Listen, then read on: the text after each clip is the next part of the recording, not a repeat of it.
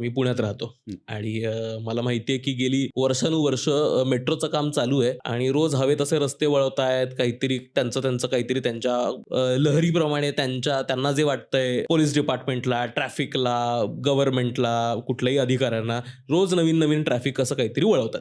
हं. तर हे मेट्रोचं काम कधी होणार? ते कोणाला दिलंय? आणि त्याच्यावरती किती डिले आहे? या सगळ्याबद्दलची मी माहिती मागितली. जर मला ती माहिती मिळाली, याचं करायचं काय पुढे? आता माहिती मिळाली, असं ठरलं होतं, की हा प्रोजेक्ट 3 वर्षात कंप्लीट होणार आहे. हं.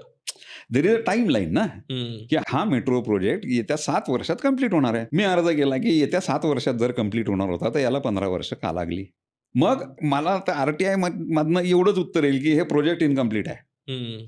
हे प्रोजेक्ट इन्कम्प्लीट आहे असं जेव्हा माझ्याकडे लेखी येतं, तेव्हा मी त्या अथॉरिटीला प्रश्न विचारू शकतो, की हे जर इन्कम्प्लीट आहे, हे जर तुमच्या लक्षात आलं आहे, तर तुम्ही याच्यावर काय कारवाई करणार आहात? असा साधा अर्ज मी करेल. आता त्या साध्या अर्जाची दखल घेतली जाणार नाही. मी सगळेजण येड्यात काढतील, की अरे अशा अर्ज करून कुठे काय होतं का? पण मी साध्या अर्जावर माझ्या एक आर-टी-आय ॲप्लिकेशन करेल, की मी असं ॲप्लिकेशन तुमच्याकडे दिलं होतं. त्या ॲप्लिकेशनवर तुम्ही काय कारवाई केली? आणि ती माहिती तुम्हाला 30 दिवसाच्या आत द्यायची आहे. 30 दिवसाच्या आत दिली नाही, तर तुम्ही फर्स्ट अपीलमध्ये जाता. तो फर्स्ट अपील अधिकारी त्याच्याकडनं ती माहिती घेईल. म्हटल्यानंतर त्याच्यावर झक मारून कारवाई होईल.